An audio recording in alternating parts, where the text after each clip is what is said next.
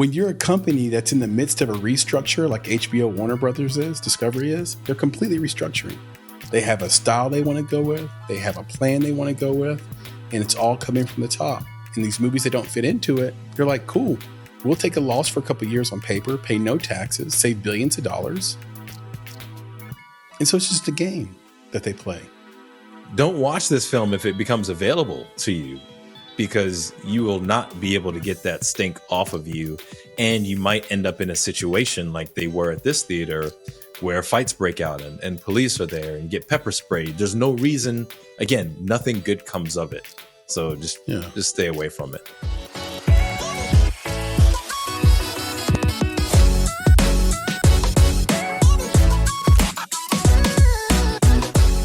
Hello, Chris here with another episode of the Make It podcast. And I am here with my co-founder and good friend, Nicholas Buggs. Nick, say hello. What's up, man? It's good to see you and that luscious, glistening hair of yours. You know, that's something that I can no longer say that I have. So, you know, I have to appreciate what you got going on up top, brother. You do glisten, though. This is true. I do glisten. I do. Yeah, you know, glisten in the light. You know, especially if I got a little glistening. A little sweat. You know, if I perspire a little bit, I glisten even more. So yeah, I get you. You are glistening. Yeah, you're like you're in full glisten. I wouldn't worry about it. No, I'm doing great. And I will tell you how I get this glisten. It's not necessarily natural. There's this brand called M/F, which I have been told or read that means male, female. And they have a list of really interesting, sort of a suite of very interesting beauty products. And one of them is called transformational oil. Well, when you said M/F, I just thought about Sam Jackson. Yeah. I thought it wasn't to begin with. Like, exactly. I thought the, and then I found out it was male, female. Nice. So the vial is about this big, and it's sort of a, you know, like a plunger, like a squeeze, and you just get a little bit of it and you squirt it into your hand, and then you just kind of do a once over. And then but here's the thing about transformational oil. You can use it in your hair. You can use it on your beard. You can use it on your skin. It's good all the way around. And they have these really weird, like I said, suite of products. They have pheromone cream. You rub it, put it on your neck, and then you're sitting off those pheromones, dog. Nice. And all the dogs in the neighborhood just like come straight to your house. Howl. Right. But no, that's what it's called. So if anybody wants to look it up, M/F, if you have the means, and their suite of products are really interesting. And I find that they really work well. Their conditioner is unbelievable. Shampoo and conditioner set. I would get it. Very plain. They're almost brandless. So it's just white bottles with very, very clean, sort of thin Helvetica, I think is what it is, font. It's a nice, clean thing. And you can also transform your hair. Speaking of transformations. Everybody that listens to this long term knows that I'm in beautiful Nashville, Tennessee. But for those people who don't know or don't listen regularly, might not know that, that's where I record this podcast from. That's where I'm sitting. And last night, so this is being recorded on the 9th of November. So for those listening, this publishes well after this. But last night was basically Nashville's Grammy Awards. CMA Fest. CMA Awards. I shouldn't say Fest. Fest is totally different than the awards. CMA Awards. And I've got to tell you, I will never get over Jelly Roll, the artist Jelly Roll. No. What is it about the artist Jelly Roll that you can't get over? Is it the name? Is it the image? Is it the voice? Is it all of the above? It's none of it. So it's none of it. I loved his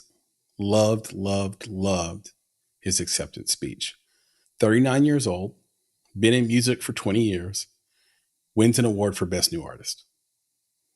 Like, how does it even make sense, right?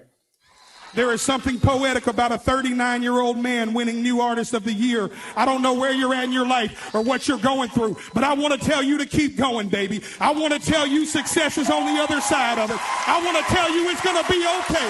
I want to tell you that the windshield is bigger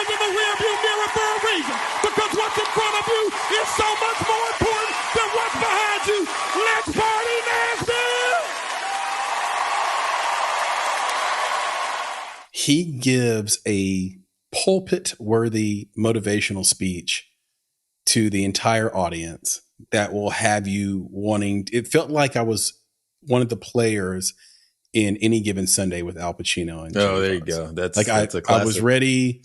I was ready to go. Who wants it? When he said there's a reason the windshield is smaller than the rear view mirror, I was like, okay, Right. let's Yes, go. sir. Yes, sir. Let's go. Yeah, especially man, for a guy like preach. me, where there was a good partition of people in my own family that thought I'd be dead by 21, right? So when you guys hear me wilding out on this podcast or like just how I am, just know I'm how I am because I'm laughing all the way to the bank and wherever the hell I go. I'm laughing to the grocery store because 50% of my family they took the under on me being alive right now. They took the under. Okay. They were shorting my stock. Right. So I could, knock on wood. I don't want to die. I want to live forever, but I could die tomorrow and I would have done better than most people thought I was going to do. So for that, I get Jelly Roll. I know exactly where he's coming from. I loved it. The second thing are just all the people who are exposed to Jelly Roll now, like just rolling through my X feed, being like, I don't know who this Jelly Roll guy is, but he's got a new fan. Jelly Roll was a white gangster rapper from Tennessee 20 years ago. He was trying to kind of follow along the lines of, if you think back to the Master P era of hip hop, where he just owned hip hop for 5 years, Master P and Silk the Shocker, Juvenile, yep, Manny Lil Fresh. Wayne, or not Lil Wayne, that's a different crew. Hold on, Silk the Shocker, Master P. Who's the dude that went to jail? C Murder and Mystical. There's Mystical, C Murder. Sorry, I blended crews. I blended Cash Money and No Limit right there. But anyway, back when both of them were kind of coming out together, he was riding that wave. So he had album covers that kind of looked like that. That was kind of the vibe. It was kind of different because it was like, okay, well, here's basically the white 8-Ball, right? If you know 8-Ball and MJG. Right. From Memphis, where in Orange Mound, where they just sort of blew up out of Memphis. They're still considered probably top 5 rap duo of all time. Right. And they didn't have any of the New York, LA money behind them. And you would be hard pressed. 2 things. You'd be hard pressed to find a better hip hop album than Coming Out Hard by 8-Ball and MJG. And then second, you can't release that album today. That album, just because of woke and everything, and just like we've just come to a better place as people. Because I'm not advocating. I'm not saying it should come out today. I'm saying you cannot release Coming Out Hard today.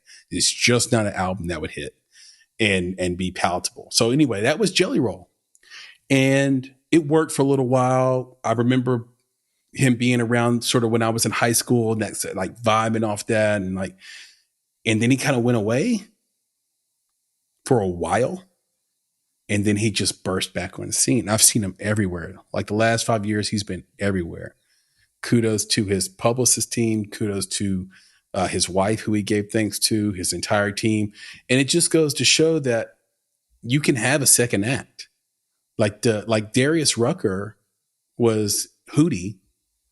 And now if he just keeps making country music, people might actually forget that he's Hootie from Hootie, or he was in Hootie and the Blowfish, because he said many times, I'm not Hootie. Right. People think I'm Hootie. I'm not Hootie. People will forget that's where he started. He's like, oh, Darius Rucker, the country singer. Right. And like, I think that could happen. That has happened for Jelly Roll. I think very few people know that he was a rapper before he was a country artist. So that happened last time, just vibing on that transformation and just what it could mean for any artist out there and anybody who's trying to do a thing. And maybe we reserve the term pivot for tech companies. It can happen for anybody. You can pivot that. You can move in a different direction. I was going to jump in on that, though. That's really interesting that he got the best new artist. And I don't know if in his speech he even mentioned that, or if he called that out, or how much he called it out. You're right. And it's interesting. I'd really want to know. I'd love to sit down with him and say, how does that make you feel? What's new about you in this industry? And he's probably going to say, the fact that y'all give me my flowers. That's the only thing that's new. I've been doing this for 20 years and I've been this, I've been that, I've been here, I've been there. There's nothing new. It's just that y'all are willing to recognize me for the talent that I have, and you're willing to recognize it in this genre where maybe who knows? I don't know how many other genres he tried. That's what changed the genre. He found an audience there, and he found that he might. I think what's interesting is he was rapping when he knew he could sing well. I was wondering if he did R&B at one point. I'm going to start looking. I'm going to see what else he's done because like you said, he disappeared, right, for a little while. Mm-hmm. And I think that he disappeared and likely just went off and tried a bunch of different things. It's kind of the way that comedians will go to, you would say dive bars to try out their act. And maybe he was doing the same thing. Like, let me test this out. Like maybe they want me to be something different, and he's a chameleon, and maybe he was okay with that. Right? Country isn't the fallback option from rap. It was just he was taking advantage maybe of the zeitgeist at the time, and he's so versatile that he thought that that's where he would go. So if that wasn't working, he said, let me flex my versatility somewhere else. And I can imagine, I could see this guy singing R&B somewhere, then singing the blues, and then maybe trying a little rock hip hop. And then maybe one day he sang a country cover and somebody was like, yo, like you have missed your calling. He's like, what? And it just all uphill from there. Yeah. So I don't know. I'd be curious. So now you got me interested. I'm going to go check out what he's done to see what he's done over time. I think what happens when you grow up here in the Music City is that if you're not naturally involved in country music, you try to buck up against it. Like I have a lot of friends that just like, I'm not doing country music. I'm not being part of the country music machine. Let me make this music here. And it's kind of music's version of what we say in film, produce where you are. Right? When you know the industry wants a certain type of movie, you're like, no, I'm going to make this movie. And sometimes it works out, and sometimes it doesn't work out as well as it could, or it puts you in a bad environment. Like I have this talk track that I give to people that I mentor and talk to, which is like, everybody should wait tables, but then get out of there within 2 years, or the culture will swallow you whole. Because everybody needs to learn how to serve someone with humility. And to work for that tip, to serve someone, right? And to just know what that culture is like, understand it. And then it helps you be a better human, I think, in society. You're a better tipper, but you're also just a better human, right? But if you stay there long enough to cash in, cash out business, you'll be on drugs in 5 years and, whatever. I've done that. I know what that culture is like, right? And I think hip hop could be similar, right? Like it's very good. You get to sort of, release this poetry that's so intimate probably to you and therapeutic just to say and to write. But what's the culture of hip hop? And because he talks about the fact that like his wife saved his life. Well, what does that mean? Probably means something a lot more than he's willing to say on an acceptance speech stage. Right. And so he finally just said, you know what? Why am I fighting this? Like, this is the place where you can do country music and do it at a very high level. Right. And so I just think, I can see him finding his tribe. That might have been the thing. If he found a better tribe to be around that was more uplifting, created new opportunities for him, and he's thriving in that, which is great. And I'll definitely have to check out his acceptance speech because, now I'm interested, man. I'm gonna check it out. Look, you're right about the zeitgeist. He probably saw Post Malone, who's rapping and singing, has similar tattoos, and was successful in that transition. He probably saw that country's becoming more inclusive. You've got a lot of Black country singers now. You've got country people doing hip hop, a lot of mashups. And he's like, this is the time.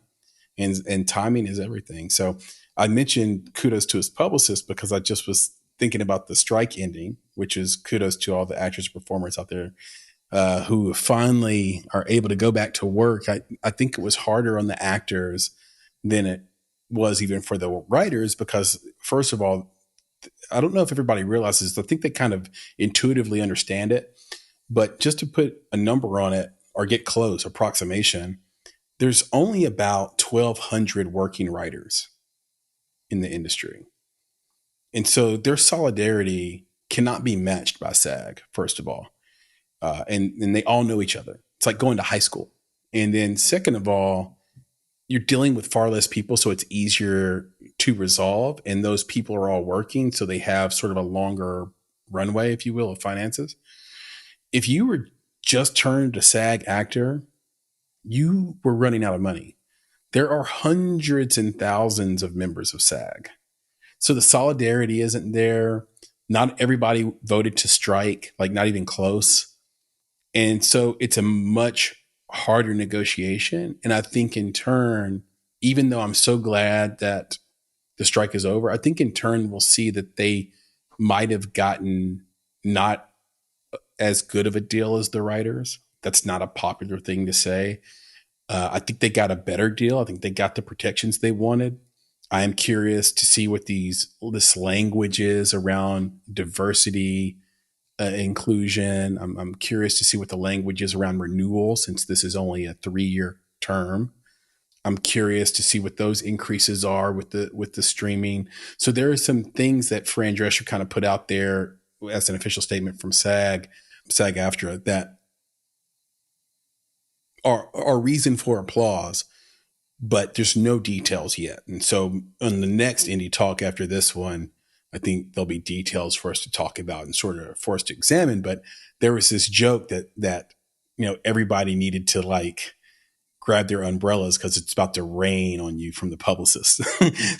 so it's not that the actors are like, of course the actors are ready to go.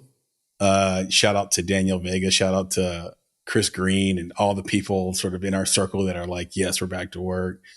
All the local folks that act and have been in our films, for example, they're excited. But outside of that circle is another circle of just publicists that are about to go wild. Well, they can get stuff done. Now it's time, open up the floodgates, like you said, and get stuff done, get the people out there, get the films out there. They push a lot of stuff back, because of this. One of the things that I'm really interested in as well is the folks that were affected in, you could say, the Hollywood LA circle. And what I mean by that is actually the people that are just on the outside. So if actors aren't working, then they're not patronizing the businesses that are in and around the studios. And those could be things like ice cream shops, pizza parlors, laundromats. There has been a cascading effect of this whole thing. It's kind of like almost a COVID effect. People aren't going into these buildings. They're not going into the office building studios. And that means all the other businesses are suffering. So I'm hopeful that all of those businesses as well are able to get back on their feet and recover from what's happened. I don't know if any of them actually shut down or if they were just downsizing or how that worked out. I know that a couple of places where they had to let people go because they didn't have enough business. But I am hopeful that, they're able to get back on their feet just as the actors are. And just like you said, just as the publicists are. And we're going to see some stuff, man. We're going to see probably some more commercials. We're going to see some more late night stuff. We're going to see, the trailers coming out again. There's going to be a lot of stuff that we're going to see. And the publicists, I'm sure, are popping bottles right now, with excitement that they're back at work. Yeah, it opens up the other half of their business because publicists are smart. They're going to do music industry folks. They're going to do real estate agents. They're going to do CEOs. So, publicists can work with anybody, but now that you have the actors too, they're going to be inundated with work, and so we just have to get ready. They're going to be on fire. Our inbox is going to be full, Nick. There you I'm go. sure in the next. Let's just keep a spade a spade. I got 5 to 7 publicist emails today. It's just gonna keep busy. cascading, like thing. You said, and say, but yeah, it's definitely not a problem. I've read that now I can't remember if it's the aggregate or one particular streamer / studio that the strikes had cost them $300 to $500 million in losses. And I wanted to mention that because it's really important to pay attention to how a story is framed. I've probably talked about this years and years ago on the podcast. I don't actually bring it up a lot, but I went to school for journalism and marketing at Middle Tennessee State University. They call it the value of the South. The value of the South. What a wonderful way to say. I don't even know it what don't cost means. much. It don't cost much to go here, but you're gonna learn something. So it's the value of the South. So great college. Shout out to MTSU, largest attended college I think in Tennessee now. But in journalism school, J school, you learn all about framing and how to tell a story and sort of like the newsworthiness of a thing. And when you read that, I think it comes off as, well, I bet those corporations sure are glad that these strikes are over. They lost upwards of $500 million. And would you rather be profitable than take a loss? Sure you would, of course. But take the case of David, what's his Zaslav at Warner Brothers Discovery. You start to realize that what he is a decisive decision maker. He's convicted in his decision making, and he's just a brilliant guy around taxes and finances. And if you look at Warner Brothers' financial statement from last year, they lost 4.7 million, something like that. And so you might say, well, how does a company stay in business if you lost $4.7 million? But this is a game that large multi-billion-dollar cap companies play. And so I saw that John Cena's latest movie, Dave Green's directed film, Coyote versus Acme, where they were going to sort of roll out Wile E. Coyote as an IP character. They were very excited about it. And for all intents and purposes, all the test screenings were positive. All these audience seemed to love it. They were so excited. This movie cost $30 million. It was also sort of WB's plan to take advantage of their IP from Looney Tunes. And the movie got shelved. Tax write-off. Now that movie was greenlit by the previous regime. And we know that whenever a regime changes, everything that the previous regime did is considered non-plus, just like, get it out of here. It's the reason you were failing. It's the reason I'm here is because you were making decisions like this, right? Before that, they shelved Batgirl, which was a $90 million budget film.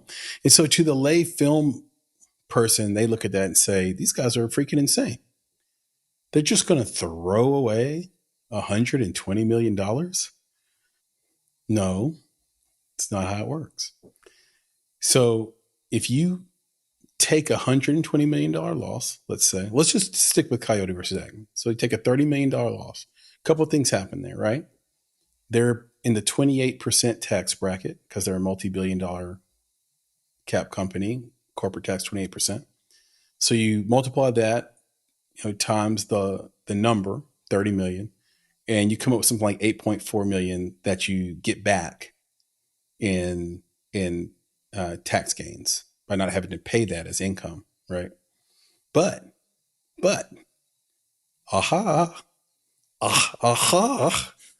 if you can show a loss across the board with that in the pot, which they did, and they continue to do, just show losses at the end of the year, then you pay zero taxes. So here's a company that had revenues last year of $4.2 billion, okay, that now pays zero taxes. So what people are saying, well, oh my God, you can't make $30 million off of a John Cena movie with IP. You must not know how to do your job. You must not know how to. Well, first of all, they didn't have to pay $30 million in P&A to put the movie out. And then second of all, if they can show no profit across the board, the tax benefit is over $1 billion. So when you're a company that's in the midst of a restructure like HBO Warner Brothers is, Discovery is, they're completely restructuring. They have a style they want to go with. They have a plan they want to go with. And it's all coming from the top. And these movies that don't fit into it, they're like, cool, we'll take a loss for a couple of years on paper, pay no taxes, save billions of dollars. And so it's just a game that they play. But for us, we're actually like, we don't get it, right? We hear that and we say, that's a negative story. I don't know. Papa Bear producer Papa Bear is like, oh, they Collective Studios, $6 billion loss from the actor strike. Okay. Are they happy or sad? Because that $6 billion is potential $6 billion, not real. And if they can prove it's a natural loss, great. That's how the game works. We live in an upside down world, folks. Now, from the filmmaker's perspective, nothing is more heartbreaking. And it's proof that it ain't just about the money, folks. You make a $30 million film, your crew and cast and producing team puts their heart into it and their soul into it, and then you don't release it, you never get over it, Nick. Yeah, it's interesting. I don't know if they never get over it. I'm looking at John Cena. He's moving on to the next thing, whatever he's working on. I think there are some folks that were attached to Batgirl in some of the smaller roles that were affected by it. That might have been not necessarily a breakout role, but one of the biggest films that they've been involved in. So I think that's the part that hurts for the smaller rolled actors that are in those films. But like you said, it's a business, and it's not like their movie was canceled by someone else. It's a choice that they made. So yep. It's a business decision. And I'd be curious to know what that business decision is for canceling, Coyote versus Acme. Now, you said that there was some restructuring that was happening. And my thinking is, the first thing I think about that is like, oh man, I know what happened. I know exactly what happened. Coyote, he obviously got Me Too'd. That's what happened. Like something happened in the social zeitgeist where it's like, you can't be chasing that Roadrunner like that. Like that's not okay. Yeah. The situations you put this Roadrunner in. Well, that too. You can't do that, Pepe the Pew. You can't be rolling up on that cat like that, man. That's not cool. Mm-hmm. Those are some seriously inappropriate advances. And the same thing with Coyote. You can't be doing that stuff. You can't be coming after that Roadrunner like that, because in the current zeitgeist, that's 8-ball MJG. You can't be doing stuff that in 2023. So I don't know. That's the first thing I thought of when you said it got canceled. I was like, oh man, if it wasn't Me Too, he got cancel cultured in some way, shape, or form, where they were like, that's not cool. We can't do that anymore. So I feel bad for him. Cancel culture is fueled, Nick, by the fact that we've given everyone a voice. And one of the concepts you get taught in journalism and marketing, for example, just to call that back, is this idea of the marketplace of ideas. And in the marketplace of ideas, it kind of works like the hidden hand of true capitalism, not like the capitalism we have now, which is like crony capitalism or like social democracy or whatever, or socialist democracy. But there's supposed to be the hidden hand of the market. Well, the same thing's supposed to happen in the marketplace of ideas, where the best ideas rise to the top and the worst ideas are discarded by the people. The people do it themselves. Like, oh, you're dumb. Out of here. Right? But now, because of the scale of social media and its power to beat traditional media to the punch, every Tom, Dick, and Harry that has an opinion, if it's funny enough, Charlemagne the God has this saying that, why believe the truth when the lie is more entertaining? Right? Like, we'll believe the lie as long as it's more entertaining. And I think Elon Musk has a similar refrain, which is something like, the most entertaining outcome will be will be the actual outcome. Whatever outcome is most entertaining is what people will pick. So that's a big part of the zeitgeist. Yeah, I tend to think that they don't believe the lie. because it's more interesting or entertaining, I think they just perpetuate the lie. So you Right, know they what the truth perpetuate it. is. That's what I right? mean. You know what Exactly. the truth is. No, that's a great, Nick. That's a Yeah. great point.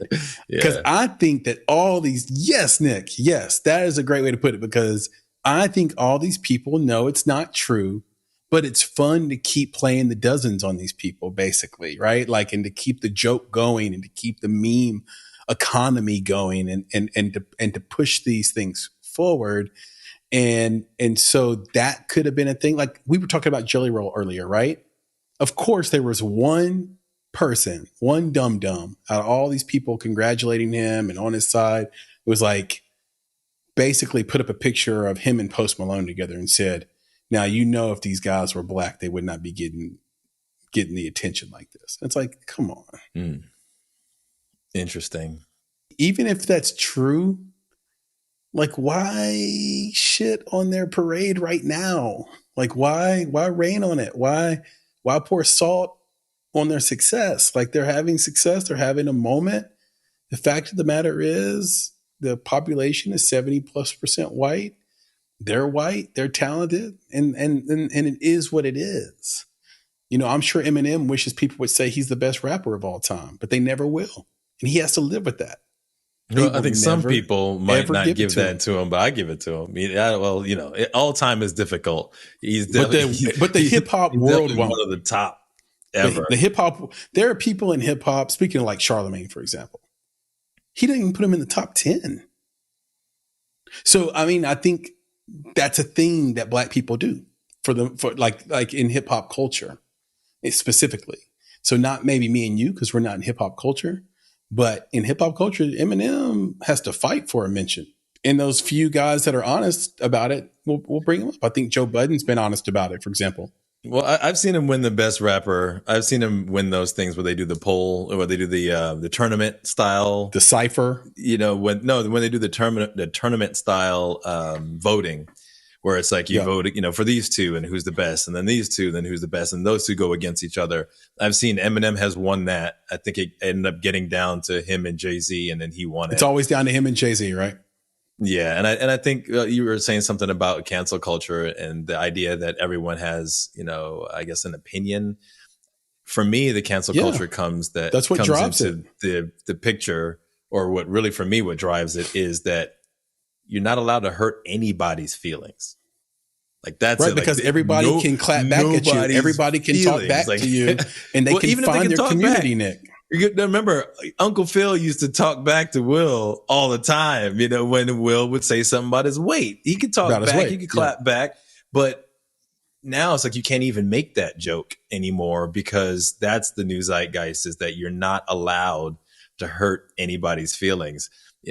I just can't imagine if D.L. Hughley was out there doing this thing. He's gonna, you know, he's got to do his thing on a whole different the radio. Path exactly, whole different path, because that path wasn't going to work anymore. He was going to get. But tell canceled. me why you can't, because I have an idea of why you can't.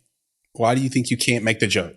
Yeah, I don't know what the pressure has been and where it exists and who's bolstering it when it just comes to you can't hurt anybody's feelings. I honestly don't know how that's been as pervasive in everything. I mean, short jokes, fat jokes, black jokes, you know, unless you're joking on yourself at this point, you dare not say anything to anybody else. That's how people do it now. They literally joke on themselves in order to make it work. I said, I don't know the answer to why that is. I think I have an idea. Now, I could be wrong. But my idea of it is this. It's the scale, right? You mentioned Will Smith could make jokes about Uncle Phil's weight and know that the repercussions of that is to get some sort of clap back. I hate the phrase clap back. Now you have me saying it. And you sort of get the response from Uncle Phil. But only Uncle Phil. If you do it now, see, because you can make the joke. Like I have a lot of great inappropriate jokes that I could tell you in private. But if I make the joke here, in 5 years or 10 years when I run for president, it could come back and bite me. Right? So here's the deal. When you make that joke on the internet, you have a mob that comes after you. But why do they feel so empowered? That's the question that I have, to be against it. Because they have a platform. They've been given a platform, and so basically, if you make a fat joke online, your entire mob will be fat people or fat people's sympathizers or people with fat people in their life that they've seen hurt by those kind of jokes. And that will be the mob that comes to get you. Now, when you have 1 billion people across the planet on a platform, all you need is 300. Now, by percentage, that's nothing. But 300 people coming at you all day on social media, there's always going to be 15 to 30 of those people who are super, super entrepreneurial. Always. So that's the person who doxes you. That's the person who finds your personal address. That's the guy who finds out where you work. That's the woman who calls the place and says, I want this person fired right away. That's the person who calls your family. That's the person who stalks your kids. That's the person. There's 30 people in that group that take it too far. I'm going to go find the people once that happens one time, then you never make that joke again. Yeah, once that's what that I'm going to do. To you one time. I'm going to find it. Somebody out there. So there's some little group out there that hates Coyote or hates the idea or even Acme. You know what I'm saying? Like Acme, what did Acme do? Acme was the largest dynamite, weapons conglomerate in the known universe. Exactly. So somebody was like, that's the Boeing Monsanto, Halliburton of cartoons, and we don't want them. I'm going to check it out.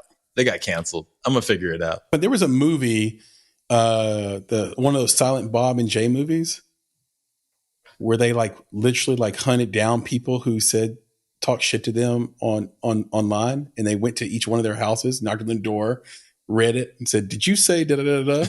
And then they beat their ass right there on their front porch, and they just went to each house. If only, and it's just kind of just like the reverse of what I described, right? Like if somebody actually showed up to your house for the bullshit you say online and beat your ass on your porch, you probably stop doing that.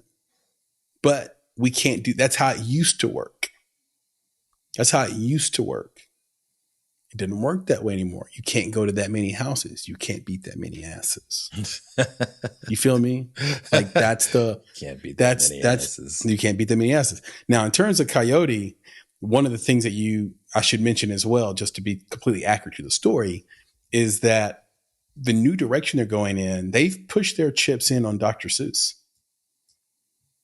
So those movies are already in development. They're going to do a new Cat in the Hat, and they're going to do another Dr. Seuss book. I think it's like, Oh, Where Are something. I don't know. Oh, Where Art Thou? Yeah. I think that's not Where Art Thou. No. Is it the one, the Places You'll Go? Is that what you're talking about? The Places You'll Go. Oh, the Places You'll Go. Thank you, Nick.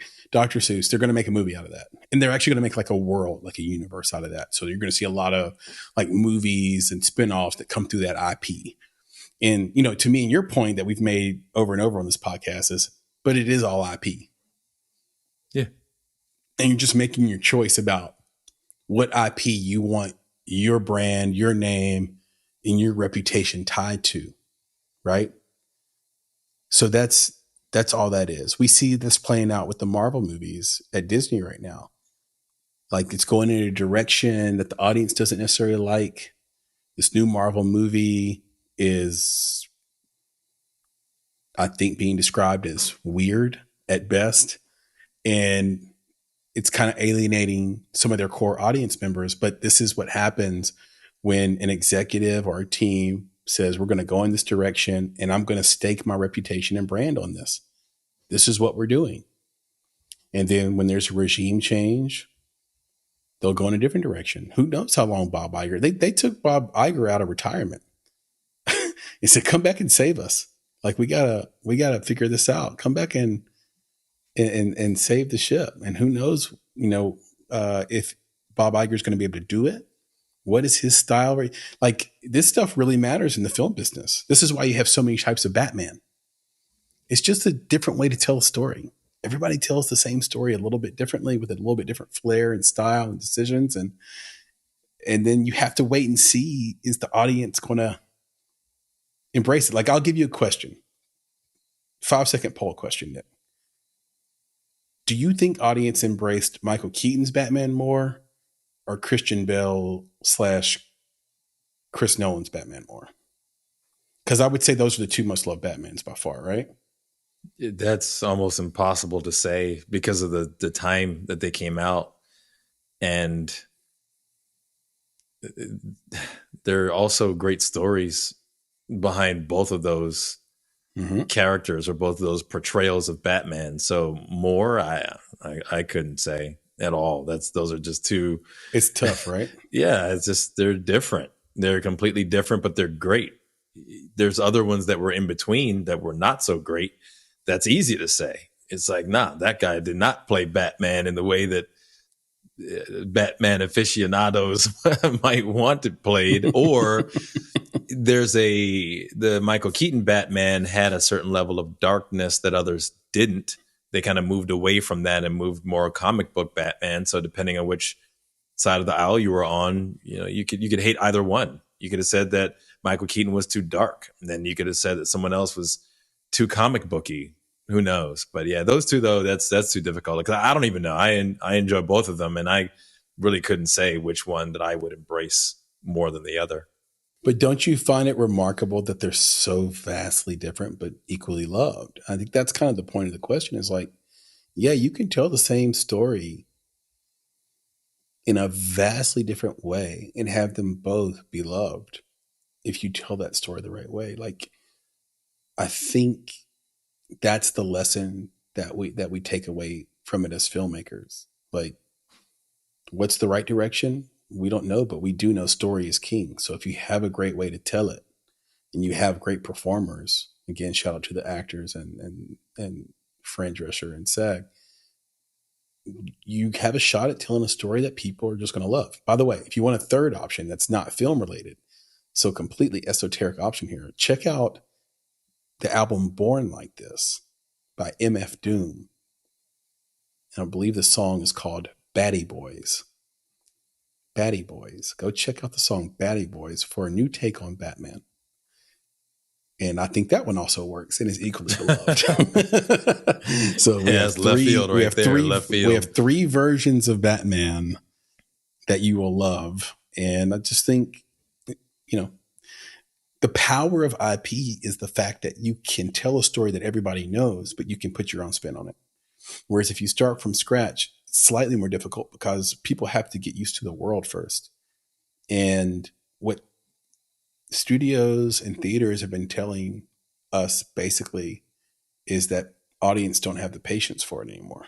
That's a little too bad. Well, I'll just give it to you. For me, is that when you're specifically talking about the Marvel world, the thing that I don't have patience for is bad writing.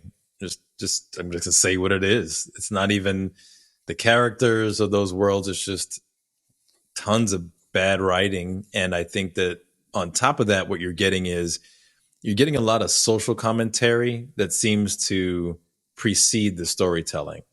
That's as in their goal is to make social commentary, and then they weave a story into it afterwards. It's not where it should be the other way around. Like, what is the story Correct. You're trying to tell? Who are these characters? What are they about?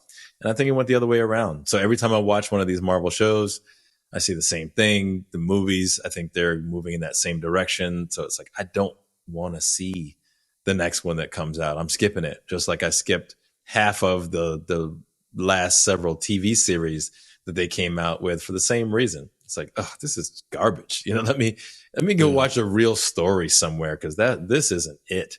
And then, of course, with Marvel, one of the big challenges is that all of those stories have to be interwoven in some way, and they've been struggling to make that work out. It's if you're not 100% in, especially on the comic book side, I think it could be very difficult to understand how all of these worlds work together and make sense of it all. It's just like, this is too much. Just stop it all, take a break, get some good writers to tell a good story. If you need to weave in some social commentary in there, that's fine, but stop it. Just take a break and reset.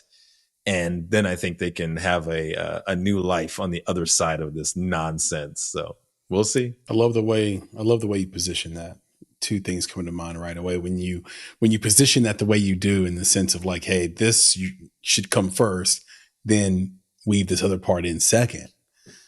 reminds me of Roxy Moldovan. You speak English because it's the only language you know. I speak English because it's the only language you know. Right. Right. It's kind of, and then the other thing is people just don't like change. If you start a story a certain way with a certain tone, you kind of have to stick to it or start a new sort of franchise. And what, I'll give you an example. What was the number one candy bar in 1962, 64, I think? Do you know? Mr. Goodbar. That's a great guess, but no, it was Snickers. What was the number one candy bar today? Snickers. Correct. So as much as things change, things stay the same. Snickers is just a superior candy bar. People are used to it. And Snickers doesn't have to change anything. They don't have to change the color of the candy bar. They don't have to do like what M&Ms do and like change things. They don't have to like make white chocolate peanut butter cups like Reese's. They don't have to do anything. Just give me a Snicker bar. It's worked. It will continue to work. It is a great combination of caramel, nougat, nuts, and chocolate.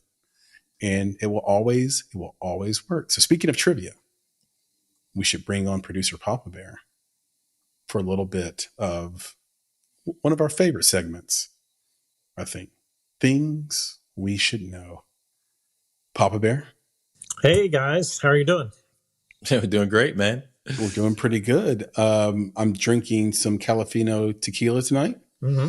It is a tequila that looks and tastes like bourbon. There's your free ad spot. It looks and tastes like bourbon. I don't want tequila to taste like bourbon. I want tequila to taste like tequila. It tastes like tequila, but you can taste the fact that it was aged in bourbon casks. I should say that. It doesn't taste like bourbon, but you have those smoky hints. There's a hint without going full mezcal. Right? Okay, just making sure because I want tequila to taste like tequila. I want my Snickers to taste like a Snickers.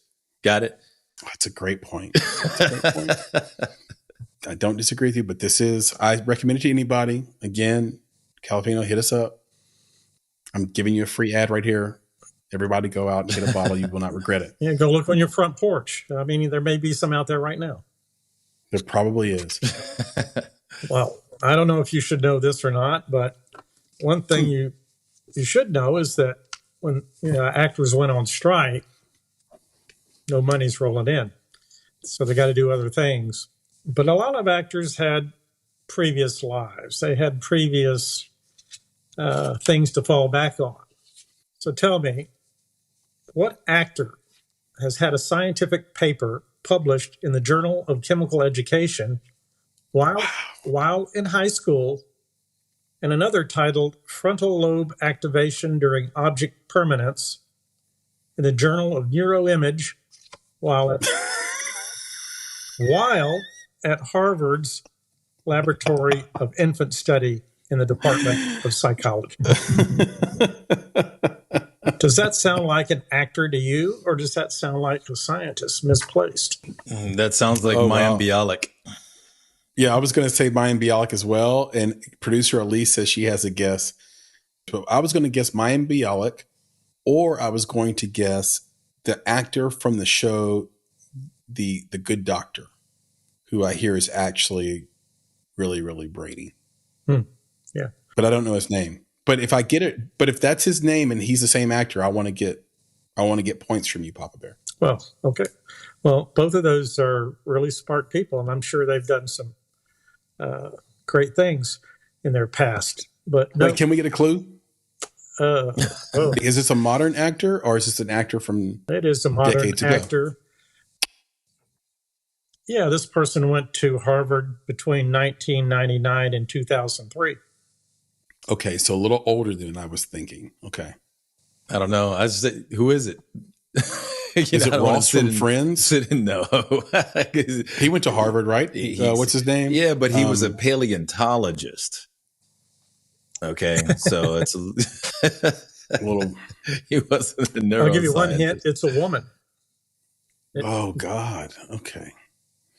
By the way, thank you, producer Elise. Freddie Highmore is the actor from The Good Doctor. Shout out to Freddie Highmore. Did Elise have a guess?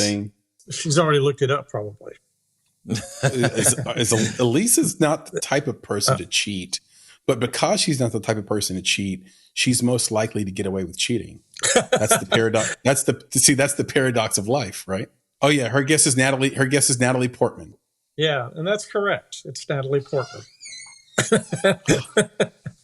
That's excellent. That's excellent. Wow. Yeah. What do you think about that, Nick? Like, there are people that just win the genetic lottery. And I would have to put Natalie Portman in that group of people. Natalie Portman did one of these, I wouldn't, Bear Grylls survival things as well. Bear Grylls. What a name. And I think she spoke a little bit about her background in that as well. And I was like, wow, I had no clue. Yeah, her birth name was Natalie Hirschlag. She was born in Israel, in Jerusalem. That's good to know. I did not know that. But I think there's a lot of actors like that. What's Harrison Ford's real last name? I think his real last name is like a little bit more complicated than Ford. It's a little more complicated than Portman, right? Chevrolet. Yeah. Right. Chevrolet. Harrison Hyundai. So that's incredible. And I do think about people like her and Mayim Bialik, and yeah, she's got a bachelor's in psychology. And Mariah Carey would be another person who's like, wow, really? Yeah. 7 octaves of range and you're gorgeous. Like, how did this happen? Right. And I'm sure she's had her own hardships that would say, yeah, but you don't know about this. Right. Of course. And we had a lot of guests on our podcast that are like that. Yeah. That just like, they just have all the talents. Yeah. You just have to pick which one. You just got to pick. That's the hardest part too. That's the worst trick, is when you are pretty good at a few things. It's better to be super talented at one thing and horrible at other things. Like, all these super achievers that I've been around are really great at the thing they do and are absolutely atrocious at everything else. Well, I was going to say, we've had Alexei Gambas on. He's a microbiologist? Mm-hmm. Brilliant. Geneticist. Yep. But also a great filmmaker. And also just a good conversationalist. Like, he just can talk. Like, he's just a good, interesting person to talk to. But yeah. Now, I have a friend, shout out to Rioville, producer, R&B artist in town. Been around for years, 20 years doing it. One of the best R&B hip hop producers in this town. And he's just great at it. But boy, oh boy, his living space is going to be filthy. Holy moly. He said, but the other things. Anyway, producer Papa Bear, thank you so much. We need to move on to, wait, are we doing this tonight, Nick? Are we doing a culture check? Yeah, I think so. Checky? I think so. It's a tough one, but we're gonna try this out. You'll have to get one of those jokes that you talked about that maybe isn't gonna get you canceled, but maybe just in the middle somewhere after the culture check, because it is somewhat of a somber culture check, but I just felt compelled to talk about it. So let's walk into the culture check. And this is what it's about. Yeah, you had to get some I'm still laughing at it, but I'm still laughing. Yeah. You still catch me with it every time. God, I should know by now. Hey, I got to throw some levity in it because this is a tough one. So I'm going to read this to you. Okay. Mm-hmm. Several fights erupted outside the screening of a film showing the Hamas attacks on Israel in Los Angeles on Wednesday night. The film, Bearing Witness, is a compilation of extremely graphic, raw footage shot during the October 7th attacks in southern Israel, with some of the material reportedly coming from cameras worn by Hamas gunmen as they carried out massacres. The 43-minute movie was shown at LA's Museum of Tolerance on Wednesday night amid a heavy police presence, both inside and around the museum, to maintain security. Wonder Woman actress and former IDF service member Gal Gadot was rumored to have been involved in arranging the screening, but was not present at the event itself. According to The Hollywood Reporter, her Israeli film producer husband, I think it's Jaron Varsano, was there. and dozens of people assembled outside the museum during the screening. And at some point, the situation turned violent. The station ABC7 said that multiple fights erupted and several people were pepper sprayed as police formed a skirmish line in an attempt to get the situation under control. So the reason this is a culture check for this week and for me is because the war or the siege, this whatever you want to call it, that's happening now and happened before, that was started by the Hamas attacks, has been just taking up so much of my spirit and my brain over the past several weeks. It's just almost something that I can't avoid reading about, thinking about. It's painstaking even reading these words now, just thinking about it. But now thinking about the fact that someone would take this content and have a screening of this footage of something so horrendous and horrific, but at the same time, so polarizing, and not expect this type of behavior to ensue. I just don't understand it. Like, what was the expectation by putting this stuff on screen? Was there an expectation that everyone would just feel disgusted and then feel bad for the Israelis when we know that there's a mixed population here in the United States? How did they think that this was gonna go? What is there some cultural dissonance here? Is there something that people don't understand, about the world when presenting something like this? It just, to me, it's just like you're tone deaf to put this type of screening together. It was insane to me. I don't know, Chris, if you've seen any of the footage. I think a lot of people have seen some pictures that have been somewhat censored. You might have read some of the things that have happened that are disgusting, but I myself have seen some of the footage, and I don't want to see that again. It is not something that I would say, layperson, any person outside of it should ever bear witness to. So to put that on screen, hold a screening at a theater, to me, should be culture checked in so many different ways. And we'll see what happens with Gal Gadot and her husband post this. We'll see what happens to this theater post this, right? Is this something that, are they going to get canceled or not? I don't know how the culture is going to handle it, but I just can't believe that they did it.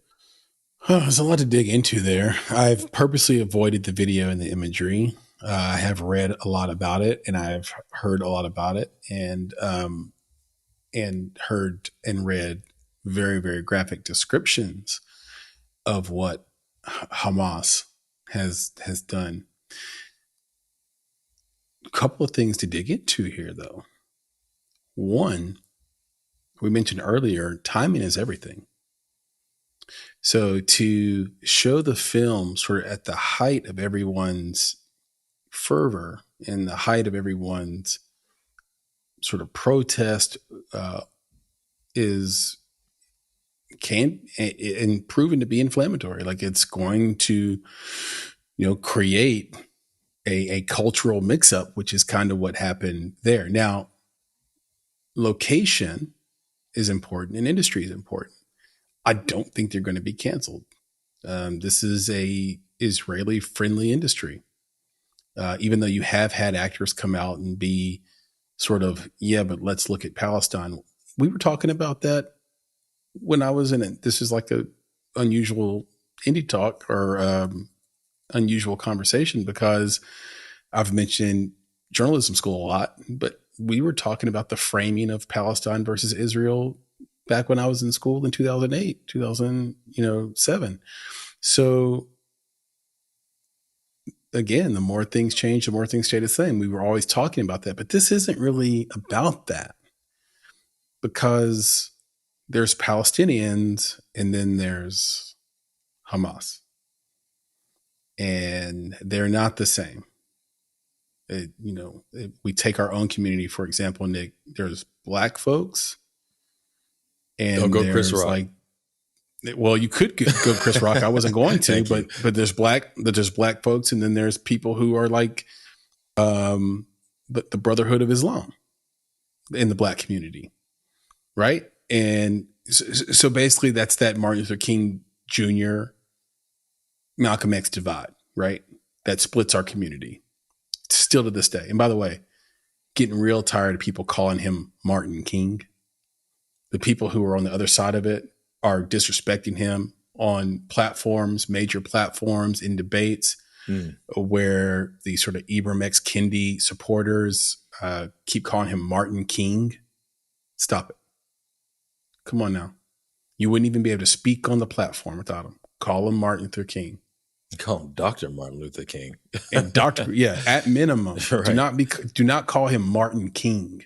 It's getting on my nerves. So when you look at what Hamas did, I think there's just a clear line of demarcation there that maybe Gal Gadot's husband said, there's not going to be a problem here because this is Hollywood. This is the movie business. And this is America, where we don't stand for what Hamas did morally, regardless of what the sort of multi-decade conflict is. So this is just a murder spree, Right. by a group that does not represent Palestinians. And I think had the film maybe been different, there may have been no fighting, but yet more understanding. And that's my thing. That's what I was curious. I mean, this is the footage. That's the part for me that I don't understand. It's one thing to have a film to talk about. Maybe it's the conflict. Maybe it's to talk about what you just mentioned, which is the horrendous things happened. But I'm just telling you right now, and I guess I'm telling the audience, don't look at this stuff. Don't do it. It's bad enough to read it. Don't look at it. Do not. It stays with you for life. Do not subject yourself to it. It's disgusting. So don't do it. And it doesn't. Nothing. I guess my whole point is that nothing good comes from being exposed to that level of just disgust. I mean, it's just. Nothing good comes from it. And I think that's why I'm compelled to have a culture check on it, is that no one needs to see it. It doesn't need to happen, whether it's conflict between people who were there at the theater or otherwise. It will stick with you if you watch those types of things. You will never get it off you. You can't wash it off you. And so I would just advocate for anyone else, because this is a film. I mean, it says a title. It's called Bearing Witness. Don't show this film in your theater. Don't watch this film if it becomes available to you, because you will not be able to get that stink off of you. And you might end up in a situation like they were at this theater, where fights break out and police are there and you get pepper sprayed. There's no reason. Again, nothing good comes of it. So just stay away from it. It's like poorly timed Faces of Death video. If you remember those from back in the day, where they're basically snuff videos. And as a microculture check, I'll just say, if you go and watch a movie like that, you have to at least do the homework of understanding the conflict, understanding the people, and understanding Hamas a little bit. So I'm with you, Nick. The timing's bad. Don't need to go watch it. And it's better for you just to understand why this conflict may never, ever be resolved, because Hamas just doesn't believe what the rest of the open society and free world sort of believes, which is that life is precious. And so the disagreement is vast. So anyway, beautiful and perfect culture check. And I think a very poignant one. And the reason why I think it's great to bring it up is because filmmakers are people too. Like, what filmmaker could avoid the headlines of this conflict? What filmmaker could avoid the headlines of Ukraine versus Russia, which we haven't talked much about, but I think it's because me and you have been around long enough to know this is just like a proxy war that is more about global positioning than anything else. Exactly. All right, man, let's wrap this thing up. It was good. This has been fun. We have a lot happening between now and the rest of the year. So I think Obviously, we're going to hear a lot about Thanksgiving. We're going to hear a lot about Christmas. We're going to hear a lot about New Year's, and we're going to go into 2024 with some new stuff, stronger, better than ever. Super, super pumped about what we are accomplishing. And this audience has been supportive and been with us all the way along for the ride. Cannot wait to hear you tell this audience why you've completely disregarded turkey and on Thanksgiving. So that's a little, in the business, we call that a tease. So come back next time to hear why Nick has completely disregarded turkey and will not have it on his Thanksgiving table or any Thanksgiving table he attends. It's true. He's laughing because it's true. And he'll talk to you about that on the next one. Speaking of new, we have unleashed a couple of new handles, _Make It Podcast. That's really the cool new place to find us. If the cool kids are trying to go there, right? They're going to _Bonsai Creative. They're finding us in those places they've always found us at. They're finding us at bonsai.film. They're finding you at Nick at bonsai.film. They're finding me on X. But now there's a new place, _Make It Podcast on Instagram and on X. You can also find a new Make It page on Facebook. So this is where we're going with the podcast. We're trying to sort of reduce the feel of this being sort of a company's podcast. The way I described it, Nick, earlier to a colleague of ours is like, no one would listen to the Chick-fil-A podcast. No one would listen to sort of the REI podcast. I don't know if they doubled down and it was the cows who were actually doing the podcast and they were telling everybody to eat more chicken. Then I might give a listen. Chick-fil-A is a bad example because they do sprinkle crack on their chicken. Well, so and I might want to listen to some of the people who work at Chick-fil-A in the stores because, and I would say in the stores, in the restaurant, they're just so nice. Superior, I would just start customer service. And here it is. I just gave them a title. So if y'all are listening, start your day with Chick-fil-A. Oh, that's terrible. Watch him take it, because I would totally start my day with Chick-fil-A, just knowing that like those are the people who are greeting me, who's starting my day. If you're going to greet me with Chick-fil-A in the morning, the same way you greet me when I walk into a Chick-fil-A, dude, I'm good. Like everything is going to be great, right? Everything is awesome, like a movie. So my apologies, bad example. But the point is, we don't want to be the podcast of a company. We want Make It to stand on its own. So that has been sort of the catalyst behind why we're making these changes. And there's a lot more to come with that. Of course, for those listening, you can still find us on all the channels that we've always been on. And then for those watching, you've seen sort of the maturation of what we've done with the Make It Podcast page on YouTube. So we appreciate all those subscribers that are watching. For those that are new, please hit the subscribe button. Subscribe to our YouTube page. We won't let you down on that. We're going to keep it going and make sure you have quality content. Yep. Subscribe, like, and share. Make it happen. Yep. Look at you. Make it happen. Totally agree. And last but not least, we do have a bi-weekly newsletter that is just a passion project for us here. Producer Elise, producer Papa Bear, me and Nick, we put it together every 2 weeks. And we just try to find things from the corners of the universe in film and TV that you may not know about, that will entertain you, educate you, inspire you. And that's at bonsai.film/subscribe. So you can subscribe to our newsletter. It's completely free. Again, that's bonsai.film/subscribe. And so with that, Nick, can you please leave us with the credo? Of course. Because, this is one of the, this is like the little cherry on top, because we get to talk to our friends, our fans, our followers out there and remind them to be better, be creative, be engaged. And thank you for listening. Nick, talk to you again soon. Yes, sir. We'll do it again, man. You take it easy. You too, brother. Talk soon. All right, man. Yes, sir. Peace. Peace.